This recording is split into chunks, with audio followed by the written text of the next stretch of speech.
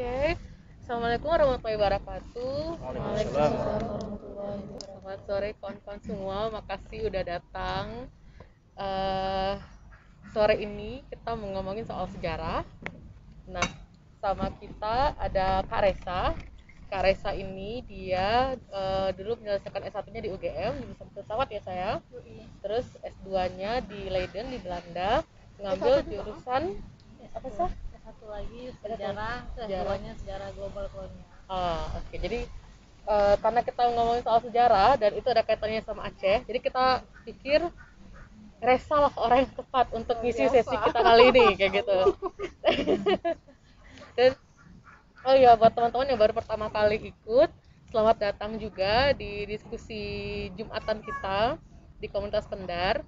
Nah, kita berusaha untuk bikin diskusi mingguan secara konsisten. Di tema-tema kita adalah soal, kita punya kelas filsafat, kita juga punya serial kesehatan mental, soal gender juga, dan isu sosial lainnya termasuk isu kita kali ini. Nah, terus karena kita mau ngomongin soal sejarah, jadi gini aku kan ngeliat nih, kayaknya banyak banget gitu kayak narasi-narasi misalnya tentang sejarah kita sendiri lah, kita bilang sejarah Aceh gitu. Kita dengar banyak narasi sejarah yang kadang kita nggak tahu gitu. Ini sebenarnya kalian tahu nggak sih gitu? Karena kan banyak tuh dari entah omongan-omongan orang, entah dari cerita, entah dari mana-mana gitu, atau bahkan dari catatan-catatan yang kita nggak tahu ini benar atau enggak gitu. Nah, aku mau membuka dengan pertanyaan nih sebenarnya. Kalau misalnya kita membaca atau mengkonsumsi satu narasi sejarah, gimana cara kita tahu bahwa narasi yang kita tahu itu narasi yang valid, yang beneran gitu? Itu gimana biasanya? Pertanyaannya berat kali nih. Aku pengen pisang goreng. Sebenarnya susah sih kalau tanya cara tahu narasi yang valid atau enggak dalam sejarah, karena apa? Karena kan kayak semua teks ya pada dasarnya tuh kita harus seminimalnya tuh kita verifikasi kan ke teks pembanding gitu, cross check lah gitu. Terus tapi masalahnya teks sejarah itu kan kita nggak bisa pakai mesin waktu mundur kan, kayak Doraemon tuh mesin waktunya terus ngecek ketemu sama orangnya gitu kan, nggak mungkin nanya jadi ini betul berarti Pak, misalnya kayak tahun 76 itu kan dideklarasikan gitu kan. Kita nggak bisa pakai mesin waktu untuk memverifikasi itu. Yang bisa jadi sandaran kita itu cuman teks juga, arsip. Nah, aku boleh mulai ini nggak? Jadi sebenarnya sebelum kita ngobrol lebih jauh tentang gimana caranya verifikasi ya, cara untuk bersikap kritis terhadap narasi sejarah, aku mau ini dulu sih, mau kayak ngasih definisi sederhana untuk istilah-istilah yang kita kadang-kadang sering ketukar-tukar. Jadi istilah pertama tuh adalah apa ya, aku kayak ibu-ibu ya. Dosen. Aku bukan dosen. Ini istilah pertama yang kita harus familiar itu masa lalu. Kalau bahasa Inggrisnya past. Terus sejarah. Ini bahasa Inggrisnya history. Terus ada satu lagi ingatan. Memori ya. Terus ada apa lagi?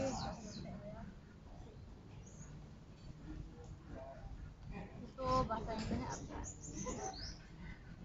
Ini kata-kata kunci awal untuk kita yang mau belajar sejarah. Kita sering ketukar-tukar. Misalnya bilang, saya teringat, saya punya memori tentang Iskandar Muda gitu kan.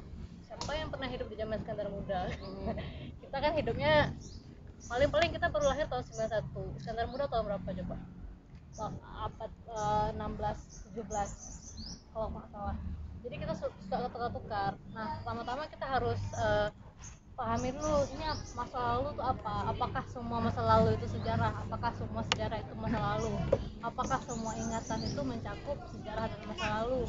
Apakah semua yang ada di arsip itu mencakup masa lalu gitu? Apakah semua yang ada di arsip itu juga ada di sejarah?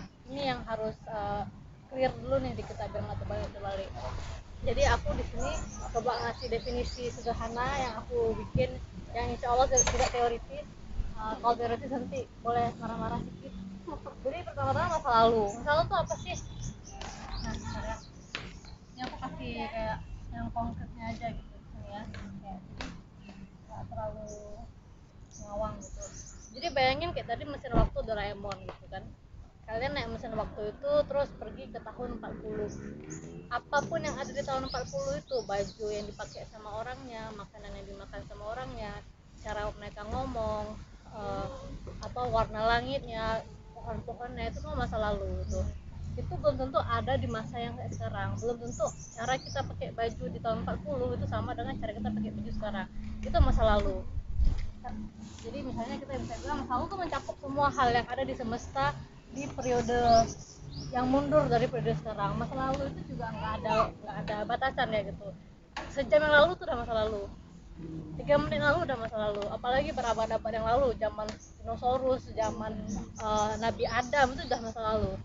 Dan masa lalu tuh luas sekali, spektrumnya luas sekali, segala hal yang di 3 menit lalu tuh udah masa lalu hitungannya. Saya kayak, oh pohon ini bergerak ya sebelah sini udah masa lalu. Jadi dia mencakup hampir semua hal yang terjadi sebelum sekarang. Clear nggak kira-kira? Iya. Jadi misalnya ini kita udah bayi yang sekarang lah ya, now gitu. Semua yang di sini yang dari masa ini semua masa lalu tuh. Mama kita semua, nenek, terus baju, rumah, kita nggak bisa bicara, ngomongnya bla bla bla bla, itu masa lalu semuanya. Tapi apakah masa lalu ini sejarah? Apakah semua masa lalu itu sejarah? Ayo, ada yang mau jawab nggak? Nggak apa kalau nggak ada yang mau jawab, aku yang jawab. Enggak, jawabannya enggak semua masa lalu itu sejarah. Nah, sejarah itu kalau aku boleh menyederhanakan, sejarah itu adalah praktik tafsir atau praktik seleksi terhadap masa lalu.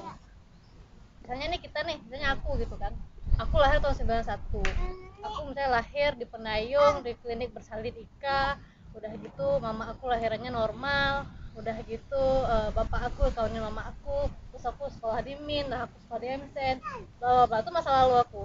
Tapi waktu aku mau menulis sejarah Raisa Kamila, aku mungkin cuma tulis Raisa lahir di Penayung, lalu melanjutkan sekolah di satu Banda Aceh, tapi nggak aku sebut mama aku tuh akhirnya normal, terus bapak aku kawinin mama aku di situ, mama aku nggak kontraksinya sampai 24 jam tuh nggak aku tulis. Jadi ada seleksi gitu, ada seleksi kira-kira peristiwa apa aja nih yang menarik gitu, yang cukup penting, yang orang orang perlu tahu gitu. Itu namanya sejarah. Jadi sejarah itu, kalau aku lagi-lagi aku ulang, itu kalau aku boleh sederhanakan adalah praktek seleksi gitu. Jadi istilahnya kayak apa ya, kayak kita pakai HP, kita kan ada kamera, kita kan cuman segitu layarnya kan nggak mungkin kita semua ini kita foto. Kalau pakai panorama pun nggak bisa dapat semua yang ada di reality yang kita alami gitu. Jadi kita lakukan satu seleksi gitu. Ini aku pakai ini seleksi ya. Nah, nanti pertanyaan berikutnya akan lebih panjang gitu, kayak siapa yang boleh melakukan praktek seleksi ini gitu. Nah, seperti apa praktek seleksi ini bekerja, atas dasar apa gitu. Nah, nanti kita akan sampai ke sana. Tapi untuk sekarang aku tulis dulu, misalnya siapa sih yang menulis sejarah gitu. Yang menulis sejarah pada umumnya itu sejarawan. Tapi juga bisa orang yang non sejarawan ya. Non sejarawan ini bisa macam-macam nih. Bisa orang kalau di Indonesia gitu ya, kita tahu ada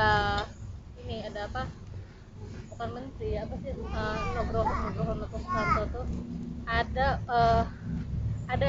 sejarawan negara gitu, sejarawan negara. Jadi dia bekerja untuk negara dan dia menyeleksi nih di antara semua masa lalu Indonesia, kira-kira bagian mana nih yang anak-anak sekolah harus tahu. Itu ada tuh. Dia jadi nggak berdasar praktek riset sejarahnya tuh bukan berdasarkan pertanyaan keilmuan, bukan berdasarkan pertanyaan, bukan, dan nggak bekerja sesuai dengan nggak nggak nggak ketat gitu secara metodologinya, tapi dia ya udah sesuai dengan kepentingannya gitu. Itu ada. Terus ada juga sejarawan komunitas, misalnya kayak kita ada 4 orang 5 orang tertarik sama sejarah 65 misalnya, kita kita berusaha apa kayak nyari tahu kayak oh nenek aku dulu ngalamin ini nih di Jombang gitu, oh nenek aku ngalamin ini nih di misalnya di Pati gitu. Jadi tapi kita nggak benar-benar bekerja dengan sistem dengan metodologi riset sejarah yang akademis gitu. Jadi katakanlah ini sejarawan komunitas, jadi ada banyak dan bisa macam-macam gitu, karena kan semesta masa lalu itu kan luas ya. Kita mungkin fokus di bagaimana pohon-pohon bergerak gitu kan, kayak oh kiri dan ke kanan, tapi pas zaman ini geraknya kencang kali ke kiri semua karena misalnya ada tornado lah apalah gitu. Jadi misalnya sejarah itu bisa cuma fokus di satu aspek gitu, misalnya di saya mau misalnya kayak sejarawan yang disponsori negara kayak di Indonesia misalnya, itu yang difokuskan cuma di aspek militernya aja gitu. Kita taunya perang terus. Kalau kita baca buku sejarah Indonesia dari sebelum merdeka sampai udah merdeka perang posisinya. Karena apa? Karena hanya itu aspek yang dianggap penting. Jadi praktek seleksinya tuh ada di peristiwa-peristiwa yang berkaitan dengan kepentingan militer. Nah itu sejarah. Nah ingatan itu apa? Ingatan itu sesuatu yang kita pernah alami, atau juga dalam perkembangan dalam obrolan lebih lanjut tuh ada yang namanya warisnya yang ingatan yang diwariskan, intergenerational memory. Jadi misalnya kalian nggak pernah mengalami tsunami, tapi pernah dengar cerita dari nenek, dari kakak sepupu, dari tetangga, tsunami itu gini gini gini gitu. Kalian nggak pernah ngalamin, tapi kalian tahu kayak gimana, oh airnya dari sana datangnya, yang ini kampungnya hancur, yang itu meninggal semua.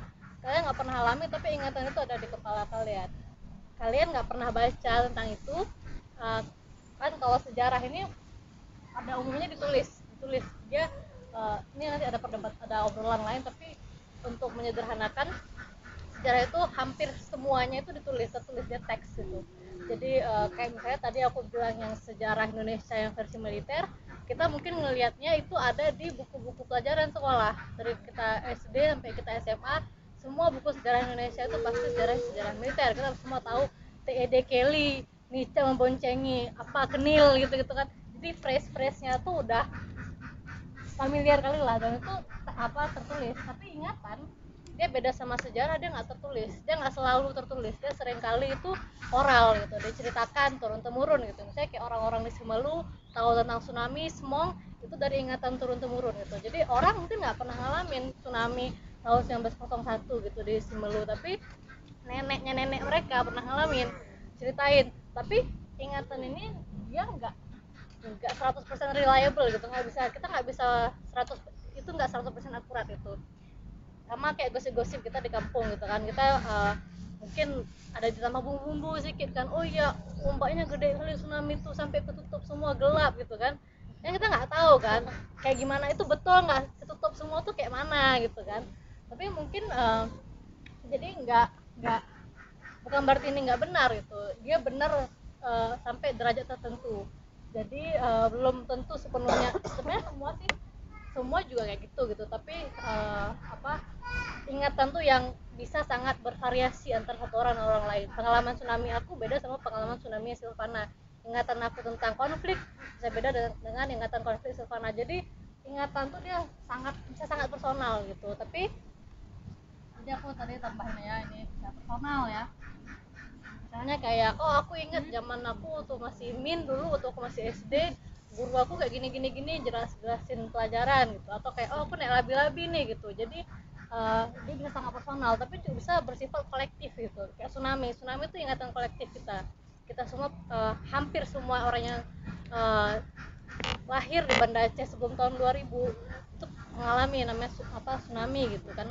Terus nggak apa ya, bentar ya, nggak apa-apa. kamu ngecek aja anak kecil ya.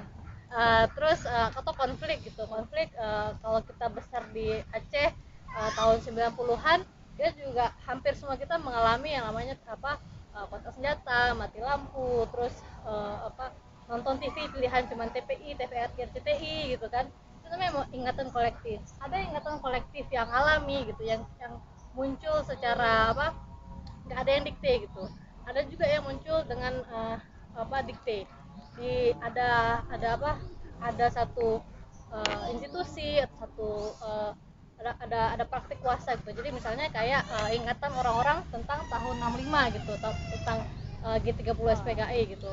Aku pakai istilah negara ya, G30 SPKI. Jadi misalnya zaman mama kita kecil itu setiap tanggal 30 September wajib ke bioskop untuk nonton film pengkhianatan G30 SPKI. Itu adalah satu cara untuk menciptakan ingatan kolektif gitu, tentang jahatnya, kejamnya PKI.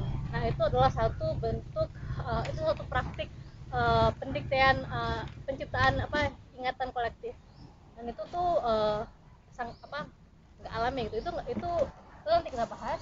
Itu ingatan, dan nggak semua yang ada di ingatan itu ada di sejarah. Jadi misalnya kayak tadi kita ngalamin ya, kita pernah ngalamin atau contohnya semong itu kan kita dengar dari nenek kita, dari tetangga kita, dari orang Semelu.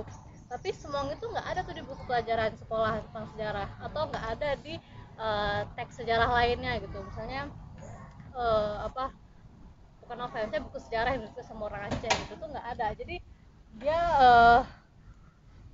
bisa sangat cair gitu ya, sangat cair, sangat itu berarti baru level memori ya, belum sampai jadi sejarah berarti. Apa tuh? Semong tadi. Iya, dia sebelum tsunami dia memang kayak kita nggak ada teks, kecuali dia ada satu misalnya teks, entah itu bentuknya buku, entah itu bentuknya hikayat, entah itu apalah, surat-suratan, ada yang nyebutin semua. Belum ada ya. Itu sebenarnya bisa jadi apa? Ya itu bisa jadi, itu belum jadi sejarah sih sampai tahun 2004. Dia ada di masa lalu tapi belum ditulis secara komprehensif sebagai bagian dari sejarah di Aceh. Nah terus yang terakhir ini ada arsip. Arsip itu apa gitu? Siapa yang bikin arsip? Nah arsipnya sebenarnya sangat banyak lapisannya gitu. Jadi arsip ini dia itu merangkum apa yang terjadi di masa lalu dan dipakai untuk penulisan sejarah. Aisyah, Saya seperti kenal. maaf Iya, ya, saya silakan. langsung datang makan. Silakan teman-teman kalau mau Iya, minum sambil ya. sambilan gitu. Sambil aku juga Biar santai gitu. ngos-ngosan. Sejauh ini kira-kira ini nggak mudah dipahami nggak? Atau ada yang kayak bagian-bagian yang kurang bisa ini? Tapi teman-teman kalau mau nanya langsung aja nanya, nggak Ya. perlu ada seksi tanya jawab khusus, langsung aja nanya ke Raisa gitu. Sambar aja. Sambilan gitu. Ya betul. Nah jadi arsip ini dia kalau misalnya kawan-kawan yang di sini ada yang kuliah sejarah, kita tahu arsip itu bentuknya teks gitu. Dia teks yang diproduksi oleh otoritas tertentu. Otoritasnya bisa macam-macam.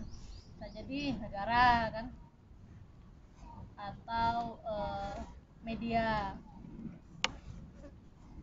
Aku bahas dulu ini dua ya. Jadi misalnya negara memproduksi arsip kayak gimana gitu. Kalian misalnya pernah pergi ke kantor apa misalnya, saya ke WH gitu, ke kantor WH, dan gitu di sana kan ada tuh dokumen-dokumen nomor berapa gitu kan, perihal apa gitu. Terus Assalamualaikum warahmatullahi wabarakatuh. Dengan ini kami menginformasikan bahwa semua warga wajib misalnya pakai celana cingkrang lalala gitu kan. Tertanda tanggal berapa, tebusan ini semua dokumen yang diproduksi oleh negara setelah 40-50 tahun itu dikategorikan jadi arsip. Dan itu wajib hukumnya dikasih ke ke ANRI, ke Arsip Nasional RI itu dan bisa diakses oleh publik. Nah jadi semua dokumen pada dasarnya, semua dokumen yang diproduksi oleh negara, mau negara sekarang, mau negara di masa lalu, misalnya kayak kolonial gitu, otoritas kolonial, itu kategorinya arsip institusi. Jadi dia diproduksi sama negara. Dan kita tahu kan misalnya kayak surat-surat disposisi, slip gaji, terus hitung-hitungan pajak, itu semua tuh kertas semua kan. Nah kertas itu semua jadi arsip. Nah kalau kita misalnya bilang, aduh kita nggak memelihara arsip nih, ya arsip negara kayak mana mau kita pelihara? Nggak mungkin kita datang ke kantor kantor dinas mana gitu kita bawa pulang arsipnya, nggak mungkin. Nah arsip institusi itu udah ada mekanismenya sendiri, kayak gimana cara perawatannya, penyimpanannya itu udah ada mekanismenya sendiri. Nah ada juga arsip yang istilahnya tuh lebih publik gitu sifatnya. Jadi kalau arsip negara ini kan kita nggak pernah tahu tuh surat disposisi dari dari dinas PU ke BRR misalnya, kita nggak pernah akses itu kan. Itu baru bisa kita akses nanti di masa depan tuh 50 tahun lagi baru bisa kita buka, dan kita baru tahu kayak oh ternyata ada korupsi gitu, karena dokumen-dokumennya nggak available di kita sekarang. Sementara arsip yang lebih publik itu misalnya kayak koran, majalah, tabloid, poster, pamflet yang di zamannya itu diproduksi memang untuk publik gitu. Jadi misalnya kayak koran Serambi tahun 90, atau misalnya koran-koran yang terbit di zaman Hindia Belanda gitu, itu memang dia bersirkulasi di publik gitu. Nah jadi misalnya kayak tadi contohnya koran Serambi tahun 80-an gitu ya, jadi di situ ada iklan motor, ada iklan laundry baju, terus ada berita tentang penangkapan waria, itu semua tuh udah dibaca tuh sama publik di tahun itu. Terus 60 tahun kemudian kita akses lagi, itu maksudnya arsip juga, dia tertulis, dia teks, dia ada nah biasanya arsip media kayak gini itu cukup komprehensif, udah itu juga ada mekanisme perawatan penyimpanannya, perawatannya itu di Perpusnas, di Perpustakaan Nasional. Itu dari tahun 20 kita mau cari koran-koran Aceh zaman masih komunis tuh ada semua di situ. Tapi juga ada misalnya arsip personal gitu, ego dokumen biasanya disebutnya, ego dokumen. Jadi itu misalnya kayak apa, kayak buku harian Anna Frank, dia waktu zaman Nazi dia bersembunyi di mana, dia orang Yahudi, dia menulis kayak oh aku hari ini sedih, ngeri, takut, apalah gitu. Itu dia menuliskan persepsi dia tentang masa hidup dia, jadi kita tahu masa lalu dari perspektif si orang ini, satu orang ini. Atau misalnya kalau di Aceh kita tahu buku harian Hasan Tiro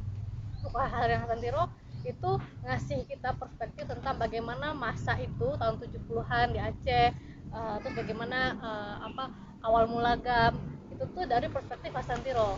Nah itu namanya ego dokumen. Jadi ada macam-macam, ada satu yang arsip yang muncul dari institusi, ada arsip yang muncul dari institusi yang sifatnya lebih publik, dan ada juga ego dokumen yang sangat personal. Nah pertanyaannya, mana yang paling sahih gitu di antara arsip-arsip ini? Jawabannya nggak ada, karena semuanya cuma penggalan-penggalan dari si masa lalu ini gitu. Jadi kita untuk bisa yang sering dilakukan oleh sejarawan itu adalah untuk menulis sejarah.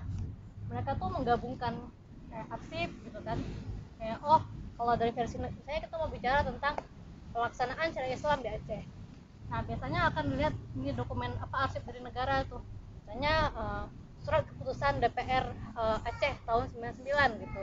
Terus dilihat ada apa sih yang dilakukan gitu, keputusannya terjadi atas dasar apa gitu, terus kapan pertama kali dilaksanakan, siapa yang membuat keputusan, terus apa kejadian yang pertama kali, siapa orang yang pertama kali dicambuk, segala macam.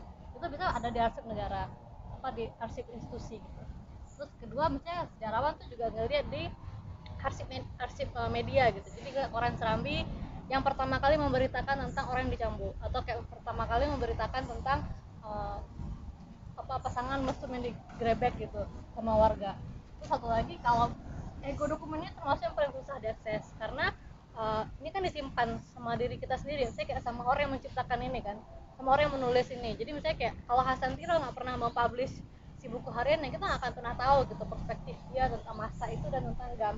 Atau Anna Frank gitu, kalau dia nggak pernah mempublish si bukunya, ya kita nggak akan pernah tahu gitu perspektif dia tentang Perang Dunia Kedua. Jadi misalnya nih, kalau kita dapat ego dokumen gitu, cek ya, oh kakak aku dulu pernah ini nih diarak keliling kampung gitu karena berperilaku mesum gitu kan, kayak mana. Jadi dia kayak tulis buku hariannya, terus aku baca, terus aku kita sandingin tuh arsip-arsipnya gitu, kita lihat kayak oh ternyata dari perspektif negara tuh kayak gini, dari perspektif publik kayak gini, dari perspektif personal bisa kayak gini. Jadi satu kejadian di masa lalu itu tuh bisa banyak kali itu perspektifnya gitu, bisa penuh bisa multidimensi lah untuk kita pahamin masa lalu, karena memang saya kayak sekarang aja gitu kan, kayak kita ngeliat sesuatu tuh pasti nggak sama gitu, apalagi ngeliat sesuatu di masa lalu itu udah banyak kali biasnya. Nah itu satu, ini belum lagi kalau kita misalnya masukin lagi memori gitu, itu karena seringkali memori sama arsip ini dia penuh tegangan gitu, jadi nggak semua yang ada di ingatan orang itu tersimpan di arsip.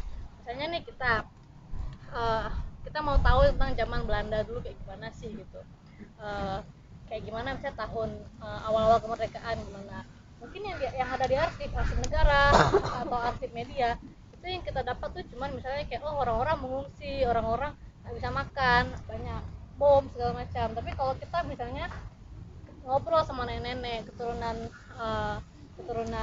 Belanda atau keturunan Jepang, dia cerita enggak, zaman itu saya happy aja, saya ngungsi sih tapi saya hidupnya damai-damai aja gitu. Apakah salah satunya salah gitu? Enggak juga. Jadi semuanya harus itu ada satu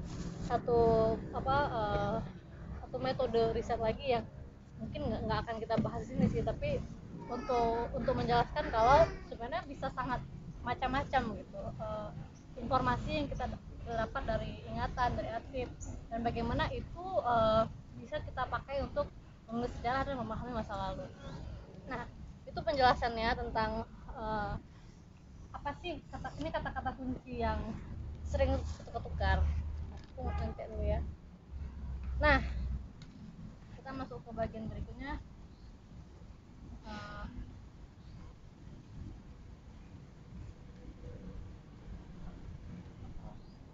Aku aja salah. Bagaimana masa lalu sudah ditafsirkan selama ini?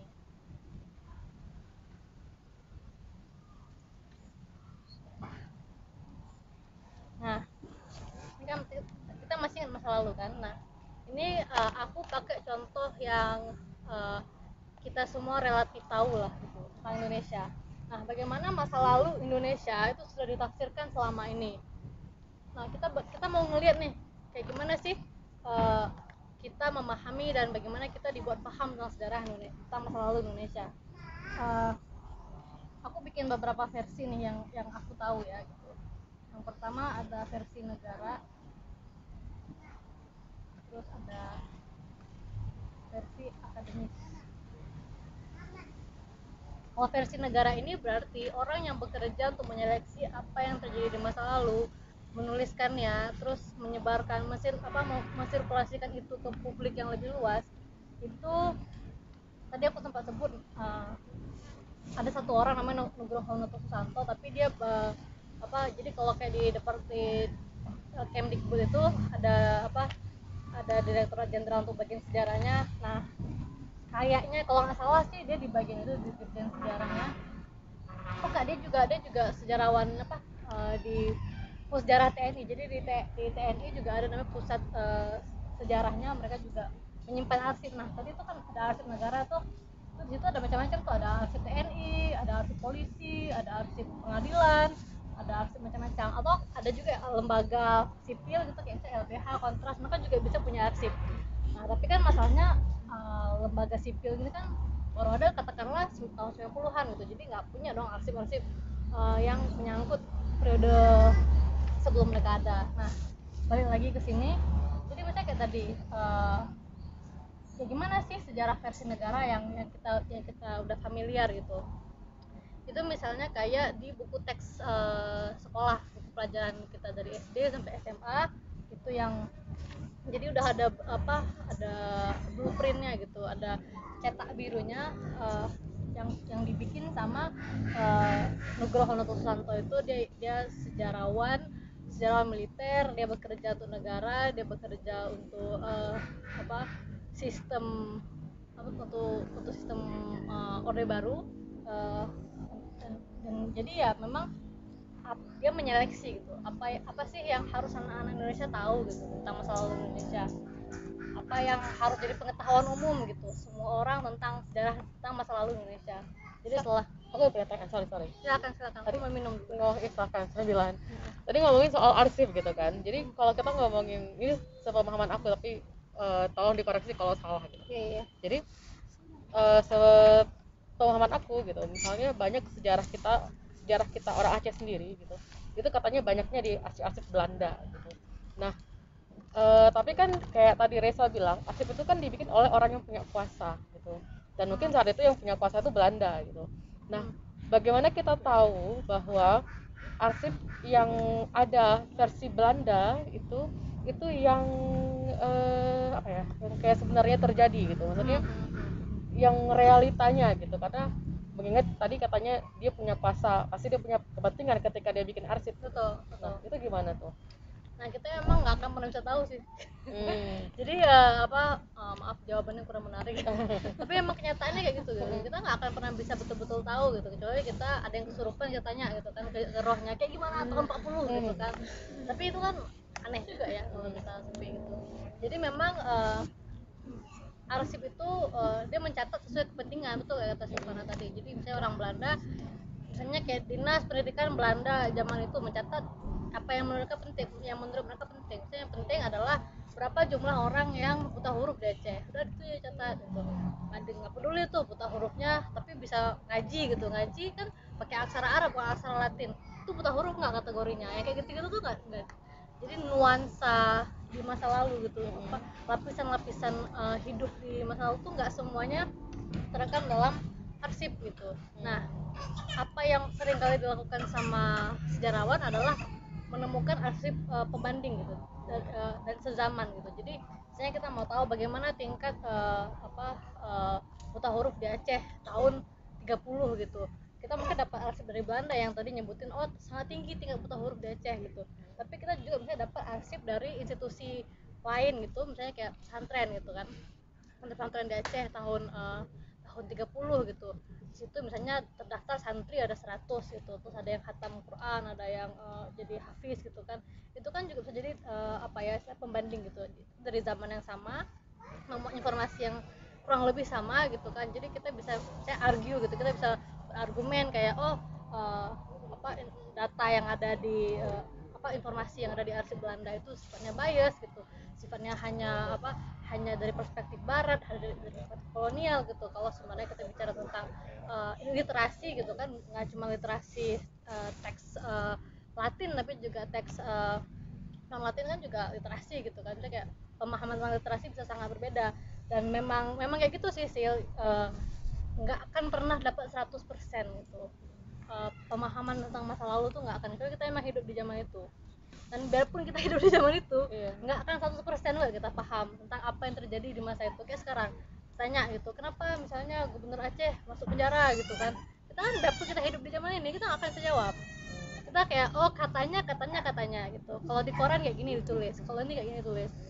Kalaupun kita bisa pegang dokumen yang dikeluarin sama KPK, itu juga nggak 100% menjelaskan kenapa sih bisa masuk penjara gitu. Misalnya Irwandi, ini contoh yang hari ini ya, apalagi di masa lalu.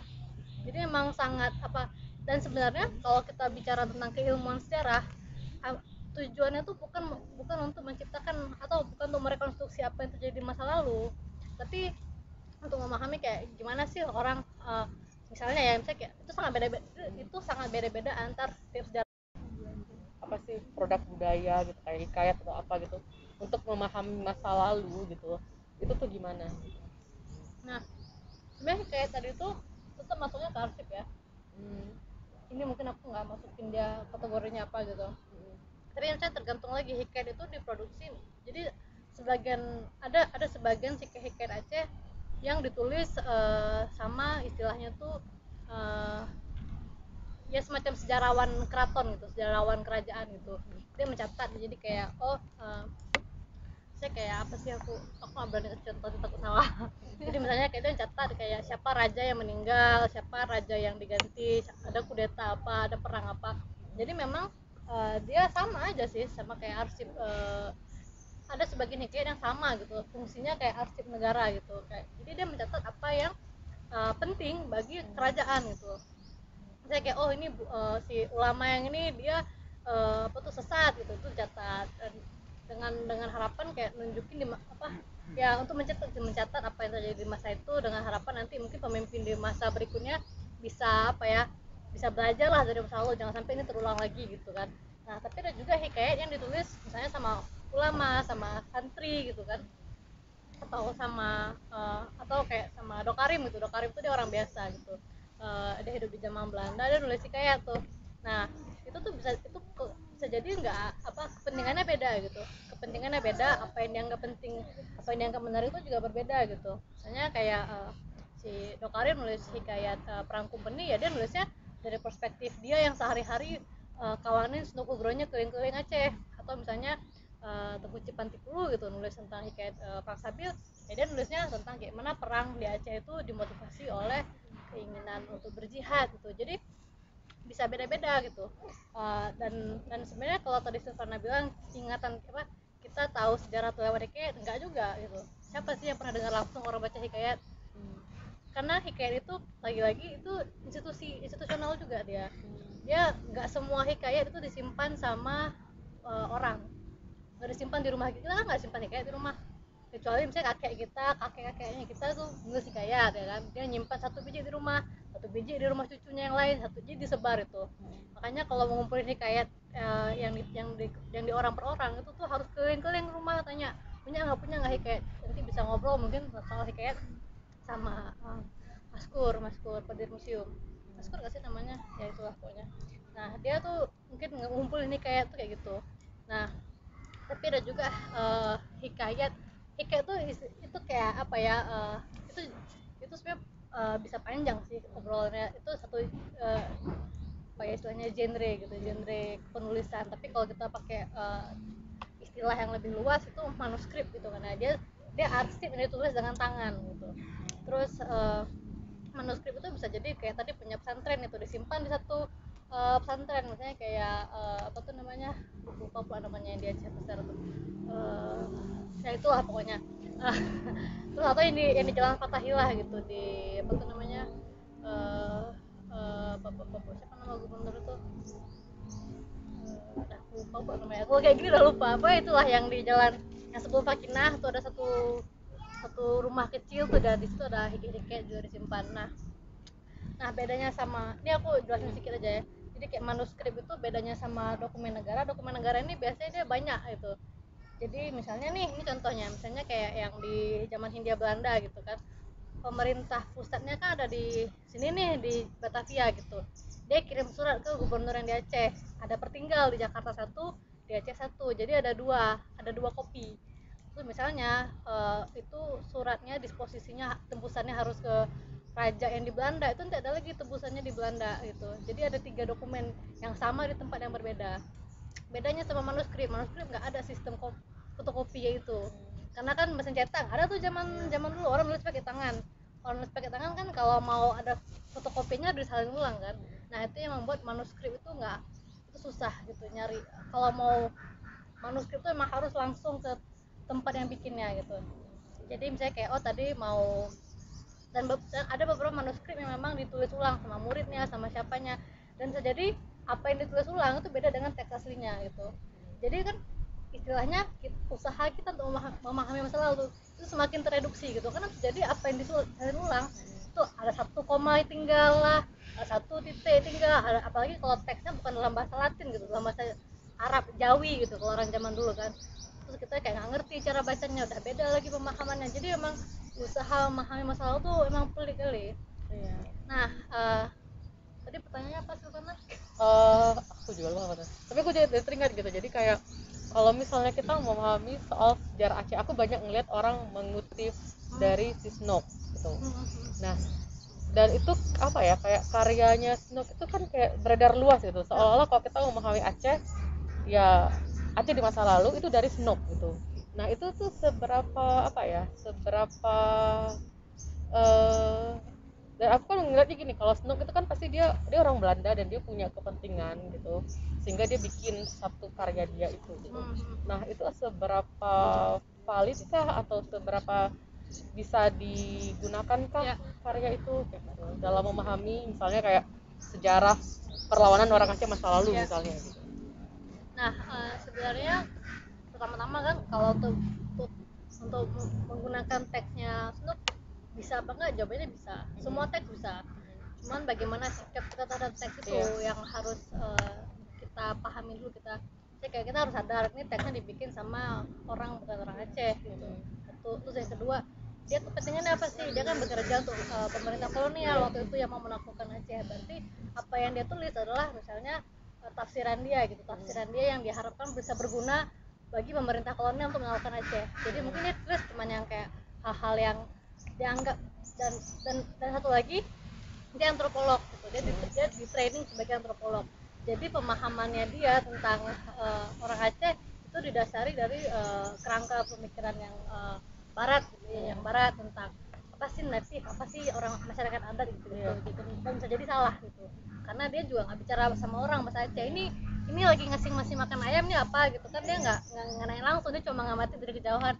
Oh ngasih makan apa, oh menebar sesuatu di tanah gitu dan dimakan sama ayam. Mungkin dia pikir oh ini adalah ritual yang sangat indah apa gitu kan, kita kasih makan ayam aja biasa lempar kan. aja gitu padahal Oh ya. ini pelestarian gitu kan, kita kayak oh ya dah gitu kan. Jadi memang betul bisa jadi ada gap gitu di apa antara yang real, antara yang terjadi di semesta di masa lalu dan apa yang dia pahami. Itu bisa jadi ada perbedaan, ada gap, ada banyak lah gitu.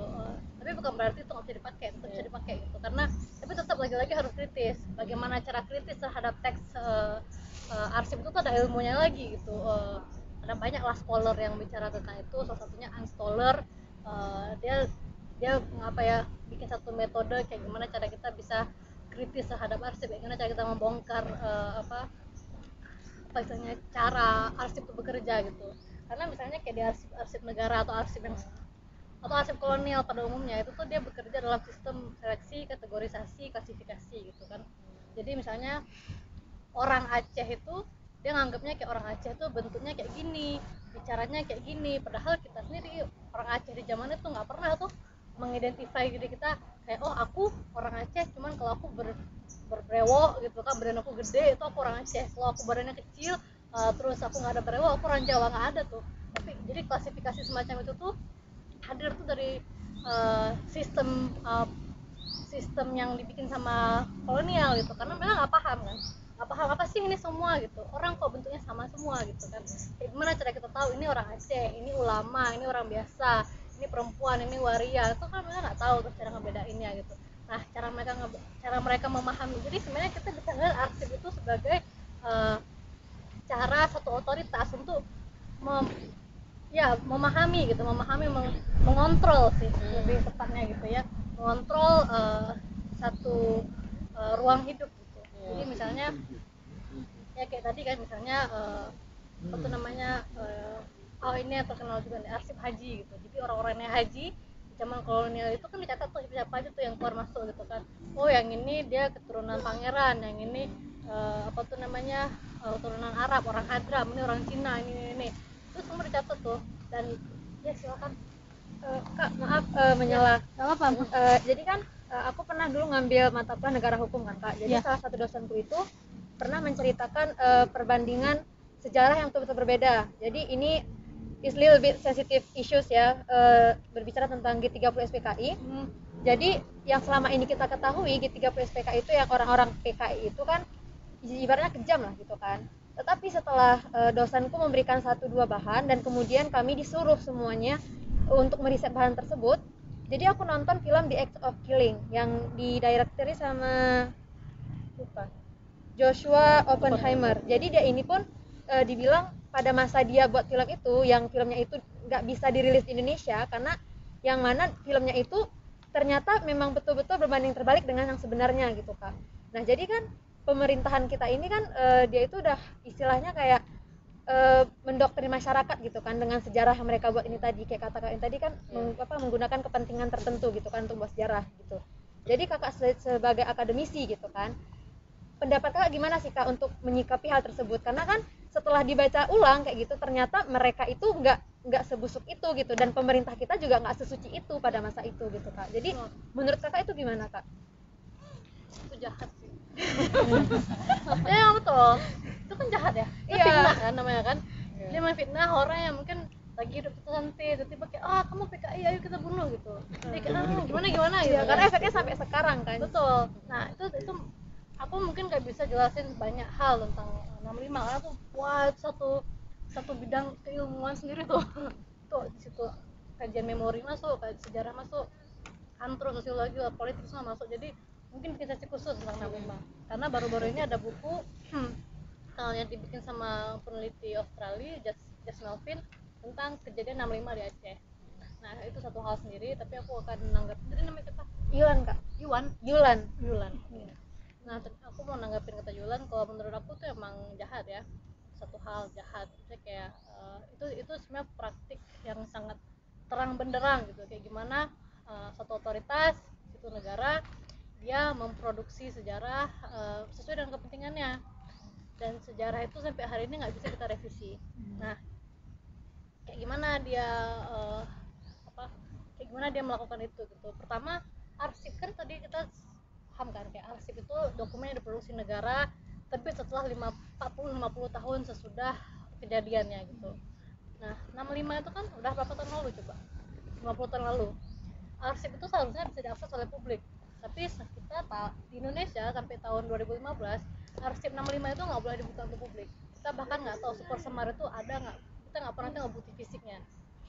Surat perintah 11 Maret itu yang yang diterbitin sesudah kejadian 65 gitu. Terus kita nggak pernah tahu gitu surat-surat terkait kayak kan pasti kan kalau mau misalnya kayak membubarkan partai gitu kan, itu pasti ada surat keputusan Kementerian Pendidikan atau surat keputusan dari Kementerian Hukum dan HAM gitu kan, nomor sekian perihal pembubaran Partai Komunis Indonesia gitu, menimbang satu itu ada kan dokumen itu. Nah dokumen kayak gitu aja kita nggak tahu, terus tiba-tiba partai itu jadi ilegal, tiba-tiba semua orang yang terkait dengan partai itu jadi hilang gitu kan. Itu pasti, itu nggak mungkin dong tiba-tiba lenyap aja gitu kayak kena tsunami, kan nggak mungkin.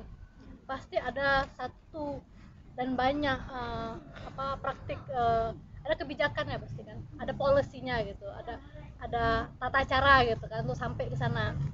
Nah itu yang kita nggak pernah bisa akses sampai sekarang. Sebagian besar sejarawan tuh nggak bisa akses, tapi kayak gimana secara sejarawan yang pengen neliti tentang 65 ini bisa tahu apa sih yang terjadi di masa lalu tahun 65 itu. Nah ada macam-macam cara. Ini kita pakai yang paling dekat dulu, Jess Melvin gitu. Jess Melvin dia datang langsung tuh ke arsip yang di Banda Aceh, kalau nggak salah habis tsunami. Nah kayaknya yang arsip Banda Aceh ini nggak ngeh mereka kalau itu arsip yang penting dan berbahaya. Jadi waktu Jess Melvin langsung ambil aja dia, udah dapat berapa ratus halaman gitu, dan itu semua ditulis tanggal 1 Oktober pembantaian di Aceh. Keliling tuh siapa tuh Ishak Juwarsa gitu, keliling semuanya. Dan sebenarnya kan kejadian tanggal 30 September. Harusnya kan kalau kejadian tanggal 30 September instruksi untuk membasminya kan istilahnya sebulan kemudian, kayak 2 minggu kemudian gitu kan. Tapi di Aceh tanggal 1 Oktober udah terjadi pembantaian. Berarti apa? Berarti ini ada skenario lain sebelum tanggal 30. Nah itu tuh istilahnya berhasil diakses sama Jess Melvin ini. Dia neliti tentang 65 di Aceh, dia dapat bahkan nama-nama orang yang dibunuh gitu, siapa-siapa aja gitu, mahasiswa pertanian, terus pegawai PNS di dinas kehutanan lah apalah gitu. Jadi itu kan kalau mau bantai orang kan istilahnya kayak kita mau kasih zakat terus satu kan, oh ini si bapak ini tetangga saya di sini kasih satu karung beras ini. Jadi kalau yang di arsip 65 itu juga gitu, oh ini si Silvana, si Raisa, ini mereka nih ini PKI nih gitu kan, rilis gitu. Nah rilisnya itu si Jasmine-nya dapat. Karena apa? Karena institusi yang menjaga arsipnya itu lalai.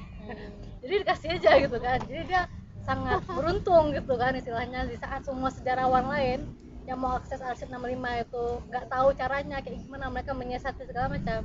Jasmine bisa langsung ke Banda Aceh di saat orang habis tsunami ya kan, masih beres-beres ini itu kan, dia tiba-tiba kayak harta karun gitu. Nah itu satu. Jadi pergilah ke institusi yang kecil yang kira-kira kayak kenal nggak open ya kan sama arsipnya, terus bongkar aja apa yang mereka punya. Enggak sih, itu bercanda, tapi itu yang itu kayak mana Jess Melvin bisa dapat arsip 65 tuh dia tulis di bukunya tuh, nanti kalian bisa download sendiri bukunya atau beli, bukunya lumayan mahal sih. Terus ada juga satu lagi misalnya orang-orang di Institut Sejarah Sosial Indonesia ISI, John Rosa dan teman-teman itu gimana mereka menulis sejarah 65 itu dari perspektif orang-orang yang survive gitu, jadi dari perspektif penyintas 65. Jadi mereka pakai metode ini apa, riset ingatan, memori gitu. Jadi misalnya ada orang yang mungkin kakaknya, abang iparnya, suaminya itu ditangkap atau hilang pas tahun 65, itu mereka wawancara, nanya kayak gimana sih zaman dulu gitu, kayak gimana, apa yang kalian alami gitu. Jadi karena arsipnya kan nggak bisa diakses, terus misalnya mau pakai arsip media gitu, waktu itu tanggal 30 September, tanggal 1 Oktober itu koran nggak ada yang terbit gitu. Jadi kayak gimana, terus kayak gimana kita mau tahu gitu apa yang terjadi di tahun itu, di masa itu, di hari itu. Jadi kita nggak bisa dong bersandar sama media. Terus media mungkin aku nggak ngecek juga, tapi media zaman tuh ngeberitain cuma sedikit gitu tentang 65. Jadi kayak itu satu kejadian tapi ya udah lewat aja gitu. Dan itu sering terjadi sampai hari ini.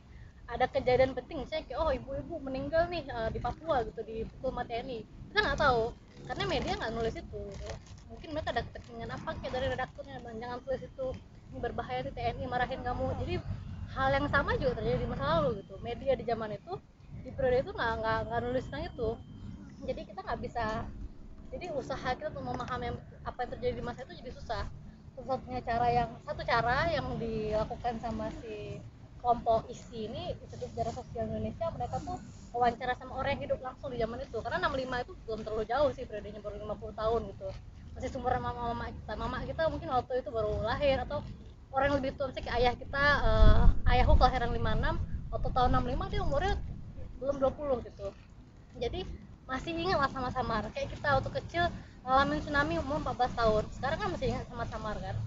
Dan kita mungkin nanti 40, waktu kita ada umur yang 40-50 kita juga masih ingat samar-samar. Jadi usaha yang bisa dilakukan untuk menyiasati ketiadaan arsip atau arsip yang direstrik, dibatasi sama negara itu adalah dengan ngobrol gitu, dengan interview dan mencari tahu ingatan orang-orang tentang periode itu. Terus satu lagi cara misalnya yang bisa dilakukan adalah, ini contohnya 65 ya. 65 itu kan bukan cuman kerjaan TNI aja, tapi di backing sama Amerika gitu. Misalnya itu bisa juga mengakses arsip yang ada di Amerika gitu. Tapi lagi-lagi kita harus tahu dulu nih kira-kira institusi apa, otoritas apa yang berkepentingan dengan 65, misalnya CIA. Nah, harus ngecek dulu CIA udah open belum arsipnya gitu. Nah, dari situ ada beberapa sejarawan yang pakai juga arsip dari institusi luar itu, atau misalnya ada media luar gitu, media luar yang nulis tentang keterlibatan Amerika dalam 65 gitu segala macam, dan itu bisa dipakai sama sejarawan. Jadi opsi kita untuk membuktikan ini terjadi loh di masa lalu itu udah macam-macam.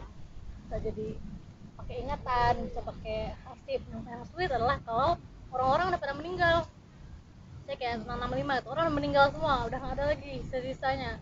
Anak cucu pun udah nggak tahu cari di mana. Nah, itu yang membuat proses riset jadi sangat susah. Gimana? Jadi kan kan bahasan sejarah ini kan jadi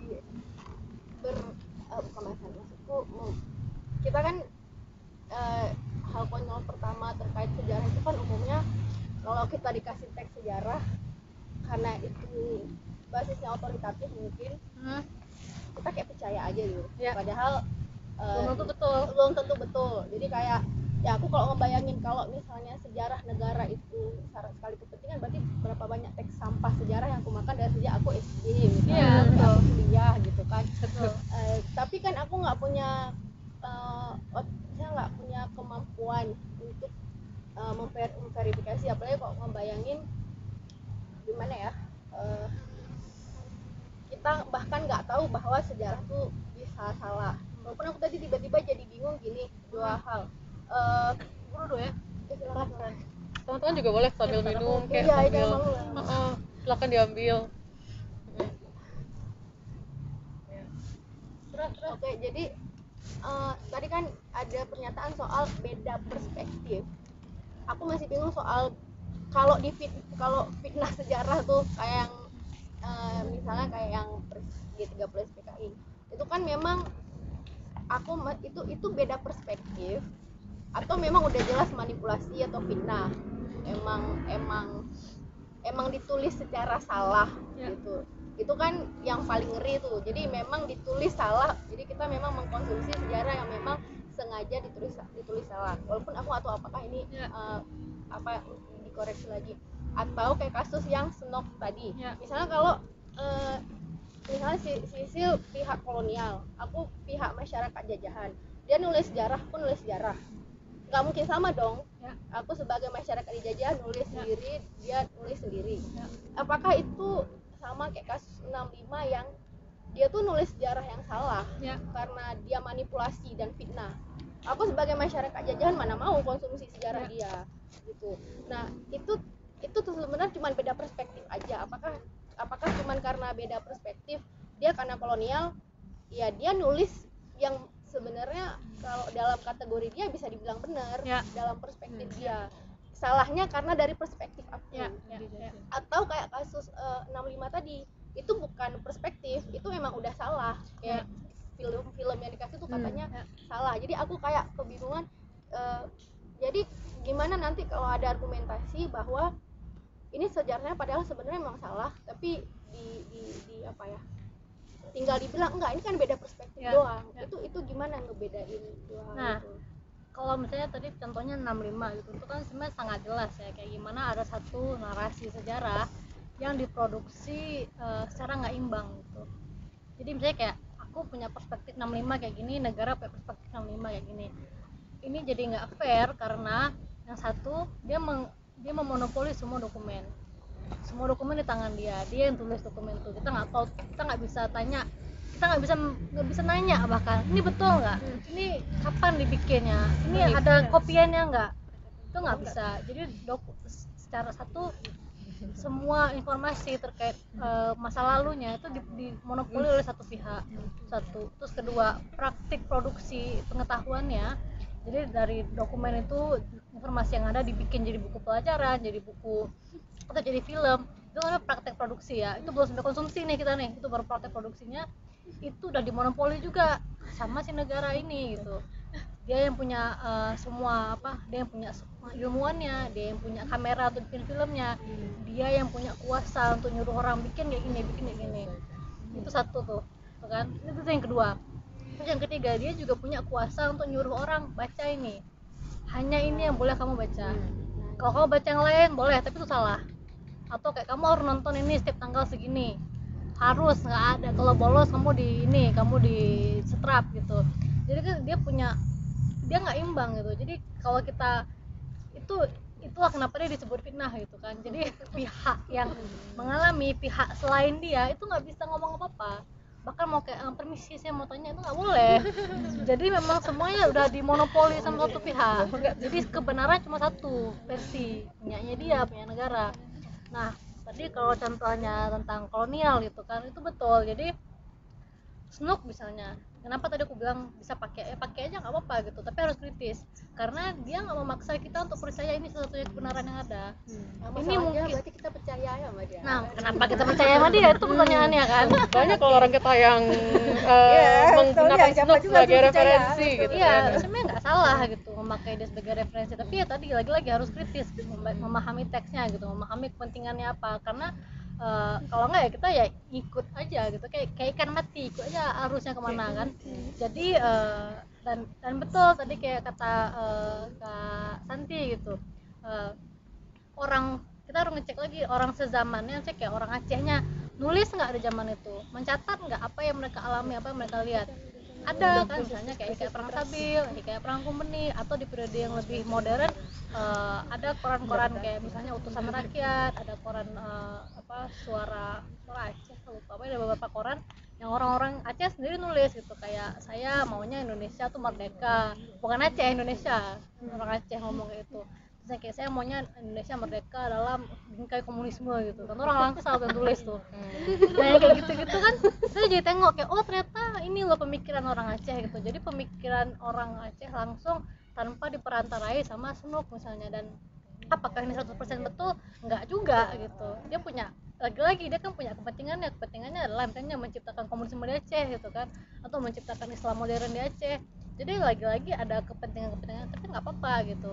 selama satu teks ini kita pahami secara kritis, kita juga bisa ngeliat teks-teks pembandingnya gitu. Dan sebenarnya kalau Snook tuh udah banyak yang kritik. Salah satu yang paling kencang itu James Siegel yang nulis tentang Aceh tahun 60-an di bukunya Robe of God, belum diterjemahin bukunya, sayang sekali, tapi di situ dia nunjukin kayak gimana sebenarnya pemahaman Snook terhadap tentang orang Aceh itu salah gitu, dan salah besar. Jadi bahkan untuk memahami kayak gimana jadi misalnya Snook itu dia menjelaskan kayak gimana struktur sosial masyarakat Aceh itu, Snook itu nganggap tuh masyarakat Aceh masyarakat feodal, ada tuan tanah, ada orang yang nggak punya tanah gitu. Nah itu aja udah salah tuh kata Siegel. Jadi dia bilang kayak nggak ada tuh sistem yang vertikal antara orang Aceh itu. Ule Balang itu bukan pemilik tanah, dia hanya apa gitu, nanti kalian baca sendiri aja lah. Nah jadi yang banyak hal-hal yang fundamental aja itu salah gitu. Jadi kenapa misalnya Snook menulis kayak gitu, karena dia berpikir kalau Aceh itu masyarakat strukturnya adalah struktur feodal, orang ada Ule Balang yang dia tuh dia panglima yang mengomandoi orang-orang, berarti kalau kita mau menaklukkan Aceh kita harus pegang Ule Balangnya. Jadi kan itu tuh kan bagaimana dia menafsir apa yang terjadi dengan kepentingannya adalah menaklukkan Aceh. Jadi dia harus cari siapa nih kepala sukunya nih, siapa yang aku harus pegang supaya kalau aku pegang dia orang semua tunduk. Dia pikir Ule Balang, ya kan kayak itu. Jadi dan itu tuh banyak salahnya gitu.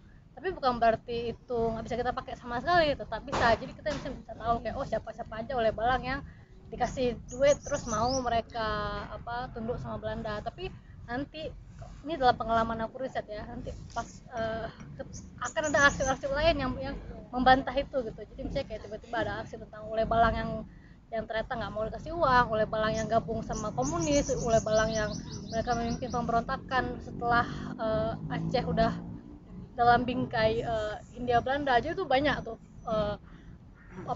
ribet lah istilahnya.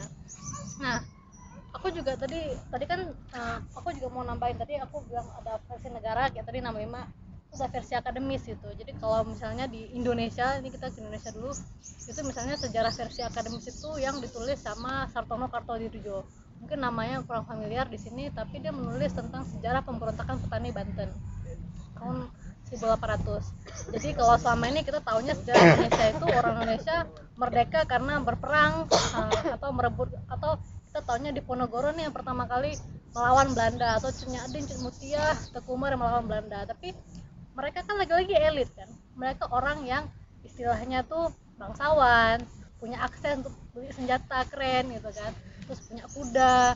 Sementara orang-orang kampung kayak kita nih kan, yang mereka bertani segala macam nggak punya, bahkan untuk pegang senjata ya nggak pernah. Kayak gimana, apakah mereka itu ikut-ikut aja gitu sama istilahnya tuh elit-elit yang melawan Belanda, atau mereka juga ikut melawan? Nah Sartono Kartodiridjo itu radikalnya di situ, dia menafsir masa lalu tuh dengan menempatkan orang-orang biasa sebagai subjek, jadi bukan elit-elit lagi. Kalau kayak kita di Aceh, kita masih berpaku sama elit, sejarah elit gitu. Hasan Tiro kan dia bilang kayak saya turunan Teuku Tiro gini. Itu kan tetap aja tuh bukan orang-orang biasa gitu, dia orang luar biasa kan. Saya sekolah di Amerika, saya sekolah di ini di itu, terus saya pulang untuk menjadi penyelamat bangsa Aceh ya kan. Nah Sartono Kartodiridjo itu menulis sejarah tentang kayak gimana orang-orang biasa, petani Banten yang sehari megang cangkul itu bisa punya kehendak gitu, punya agensi untuk melawan pemerintah kolonial dengan cara mereka, misalnya nggak mau bayar pajak, nggak mau nggak mau nggarap lahan gitu, atau misalnya di periode yang lebih modern gitu, tapi pakai perspektif yang sama, melihat bagaimana sejarah itu sebenarnya digerakkan oleh orang biasa. Itu kita bisa ngelihat misalnya kayak gimana mogok kereta api yang pertama tahun 1923 itu dilakukan sama buruh-buruh kereta api di Jawa gitu. Jadi tadinya kan Pulau Jawa itu kan udah disambung sama rel semuanya. Relnya untuk apa? Untuk membawa komoditas, misalnya kayak misalnya kayak tebu dari ujung barat Pulau Jawa ke ujung timur gitu kan, dibawa naik kapal ke Belanda gitu. Jadi kan dari perkebunan semua kayak istilahnya tuh distribusinya kan lewat rel kereta. Tapi gimana kalau rel kereta ini di buruh-buruhnya orang yang menjalankan kereta ini nggak mau gitu, nggak mau mendistribusikan si komoditas ini. Istilahnya kayak sekarang internet mati semuanya kan, nggak ada yang bisa berjalan kan. Maaf ya. Nah, Nih, esnya nih tinggal sejarah juga nih. gimana Ini Kak potong, sorry ya, santai Nggak dulu. apa-apa, Jadi sebenarnya sejarah itu apakah suatu teori atau kepercayaan kita. Jadi yang ingin mau dapat bahwasannya seperti ini. Misalnya kita itu harus percaya kepada sejarah atau sejarah itu hanya sebagai teori. Jadi seperti ini. Jadi selama saya SMP itu sepertinya sejarah nasional itu lebih kayak mana ya, lebih mendoktrin kami bahwasannya sejarah nasional itu adalah yang benar. Ya. Contohnya sejarah tentang GAM Aceh itu mungkin lebih ke negatifnya Aceh. Misalnya kayak DTII, dan juga Aceh itu kayak sebenarnya kayak gini, Soekarno itu pengennya konsep negara nasionalis, tapi Aceh ini nggak mau menerima negara nasionalis, sehingga seakan-akan Aceh ini tidak bertoleransi, sedangkan dia beragama Islam kayak gitu. Itu yang saya lihat kayak gitu.